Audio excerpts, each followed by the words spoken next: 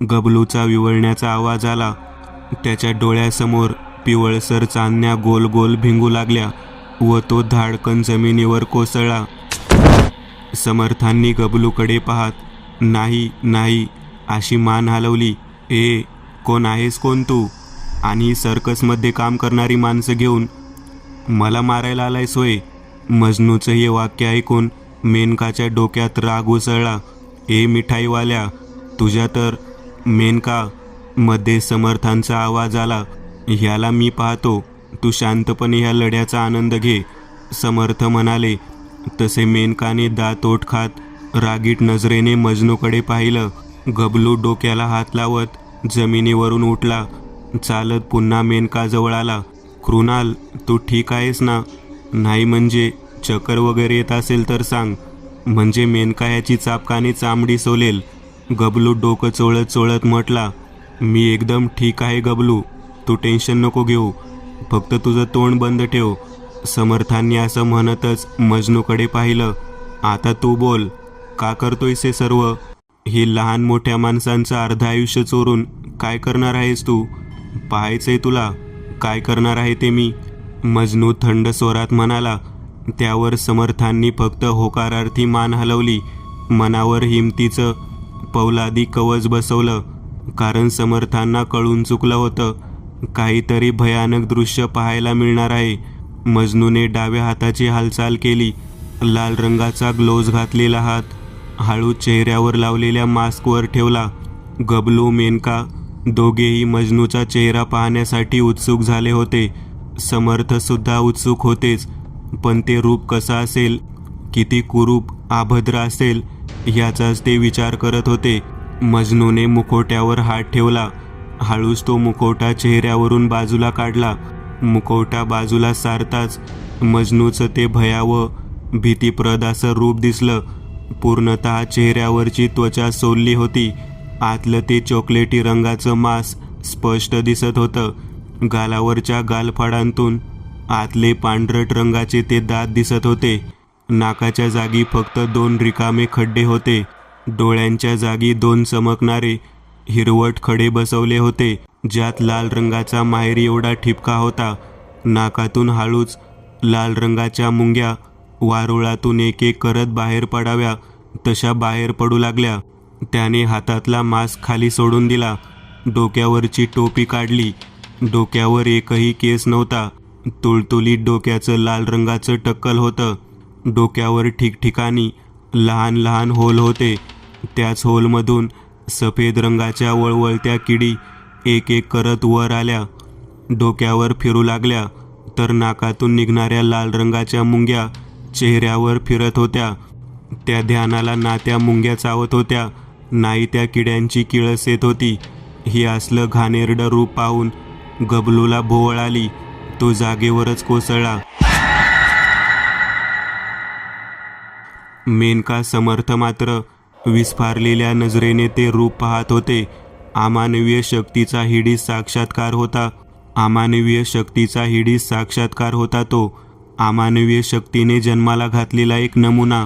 अच्छा, आता कळालं तर की तू लोकांचं आयुष्य का चोरतोस ते. तू आयुष्यमान काळ्या विद्येचा वापर केलायस मजनू, बरोबर. आणि तुला पाहता एवढं मात्र नक्कीच कळतंय की तू फार वर्षांपासून ह्या काळ्या विद्येचा वापर करून जगत आला आहेस. हो बरोबर, अगदी बरोबर बोलतोयस तू. मी गेली 500 वर्ष ह्या पृथ्वीवर मी ह्या विज्ञानामार्फत लोकांचे आयुष्य चोरून जगलो आहे, आणि आता अजून 6 आत्मे कैद करून अजून 100 वर्ष जगणार.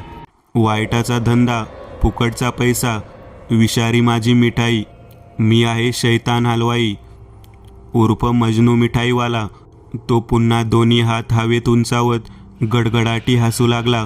नाही मजनू, गेली 500 वर्ष तू जे पाप केलेस ते आता शक्य नाही, कारण आता तुझ्या वंशाचा दिवा मी विझवणार आहे, तुझा कायमचाच बंदोबस्त करणार आहे. मजनू मिठाईवाल्याने काळ्या आणि लाल रंगाच्या ग्लोव्ज घातलेल्या हातांनी कडकड करत टाळ्या वाजवल्या. काय हिरोसारखा डायलॉग मारलाय वा. खरंच कोणत्या तरी पिक्चरमध्ये का मिळायला हवं होतं तुला. हिरोचा रोल भेटला असता. मजनू मिठाईवाल्याच्या वाक्यावर समर्थांच्या ओठांवर एक मंद हसू उमटलं होतं. त्यातच ते म्हटले, मजनू, पिक्चरमधले हिरो खोटी फाईट खेळतात आणि मला खऱ्या आयुष्यातली खरी फाईट आवडते. आता जर आपली डायलॉगबाजी संपली असेल तर थोडं हाती चालवून पाहूयात का? समर्थ एका गालात हसत होते. ते हसू पाहून मजनूचा अहंकार डिवचला, कारण इतक्या वर्षानंतर कोणीतरी त्याच्या जोडीचा जोड भेटला होता. मजनूने पटकन आपला डावा हात मागे नेला, टिचकी वाजवली. हाताभोवती सोनेरी रंगाची धुळीकण वळवळली. हातात एक लाल रंगाचा प्लास्टिक ग्लास अवतरला. त्या ग्लासमधून सफेद रंगाची वाफ बाहेर येत होती. मजनूने डावा हात समोर आणला. समर्थ, मेनका दोघांनाही त्याच्या हातातला तो लाल रंगाची कवर असलेला ग्लास दिसला, ज्या ग्लासमधून सफेद वाफ बाहेर येत होती. मजनूने उजवा हात त्या ग्लासमध्ये घातला, लागलीच बाहेर काढला. त्याच्या हाताच्या चिमटीत एक सफेद रंगाचा रसगुल्ला होता, ज्यातून सफेद वाफ बाहेर पडत होती. मजनूने तो रसगुल्ला चेंडू फेकावा तसा समर्थांच्या दिशेने फेकला. हवेत त्या रसगुल्ल्याचा रंग बदलला. सफेद रंग जाऊन त्यावर काळ्या रंगाचं विषारी आवरण चढलं. समर्थ युद्धाचा पवित्रा घेऊनच उभे होते. त्यांना माहिती होतं केव्हा कधीही वार होईल. युद्धाचा पवित्रा घेऊन उभ्या समर्थांना याचा फायदा झाला. त्यांनी स्वतःचं शरीर लागलीच दुसऱ्या बाजूला वळवलं. पुढून येणारा तो गोळा आला तसाच सरळ मागच्या दिशेने निघून गेला. एका सिमेंट कॉन्क्रीटच्या भिंतीवर आदळला. तसे क्षणार्धात त्या भिंतीच्या ठिकऱ्या उडाल्या, लहान लहान तुकडे झाले. हट, बच गया ससुरा, पर अगला वार नाही बचेगा. मजनूने पुन्हा त्या लाल प्लास्टिकच्या ग्लासात हात घातला. ह्यावेळेस त्याने वाफाळती बर्फी काढली. आवा आवा समर्थ, बर्फी खावा. मजनूने बर्फी समर्थांच्या दिशेने फेकली. हवेतच त्या बर्फाचे रूपांतर एका बाणात झाले, ज्या बाणाची पात सुईसारखी धारदार होती. त्या बाणाच्या पातीवर सोनेरी रंगाचा एक ठिपका चमकत होता, ज्यात विष होतं. त्या बाणाचा वेग इतका अफाट होता की समर्थांना आपली शक्ती वापरायलाही वेळ मिळाला नाही. शेवटी समर्थांनी हा वारसुद्धा मोठ्या चालाखीने चुकवला. आपलं सर्व शरीर त्यांनी एक उडी घेत उजव्या बाजूला झेपावलं आणि पुढून येणारा तो बाण थेट आला तसा पुढे जात एका झाडाच्या खोडात रुतला. तसं ते हिरवंगार झाड क्षणार्धात कोमजलं. पान फांद्या सुकल्या गेल्या. झाडाची मुळं मेली जात झाड म्हातारं झालं. ससुरा, का मेंढक की तरह उचल रहा है बे बार बार. ससुर का नाती, थांब तुला चखवतो. मजनूने ते वाफळत्या लाल रंगाच्या प्लास्टिकच्या ग्लासात हात घातला. का घालू, का घालू, काय चखू आता? मोतीचूर के लाडू की जलेबी बाई की जलेबी की पाकिस्तान का गुलाबजामुन. मजनू ग्लासात खोलपर्यंत हात घालत काही मिळतं का ते पाहत होता. तोच समर्थांना वेळ मिळाला. ते पटकन जागेवरून उठले. उजव्या हातातला एक रुद्राक्ष कडा काढून हातात घेतला. मजनू, समर्थांनी मजनूला हाक दिली. का बे, तू दुसऱ्यांना खूप मिठाई खाऊ घालतोस ना, मग आज मी तुला फरसाण खाऊ घालतो. चकली. फरसाण, चकली. मजनूने न समजून समर्थांकडे पाहिलं आणि तेवढ्यातच समर्थांनी हातातला रुद्राक्ष कडा भिंगरीसारखा त्याच्या दिशेने सोडला.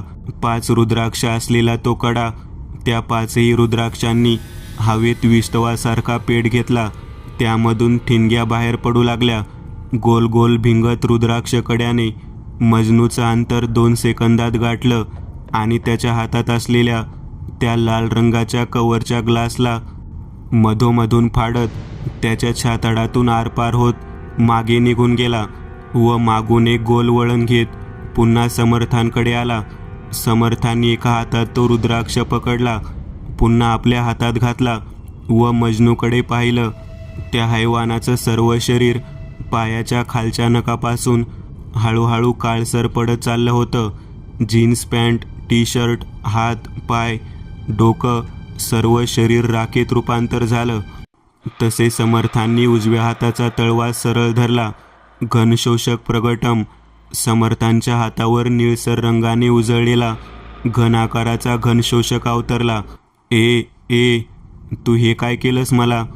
काय केलंस हे? माझं अंग काळं का पडलं? मजनूने आपल्या सर्व शरीराकडे पाहिलं.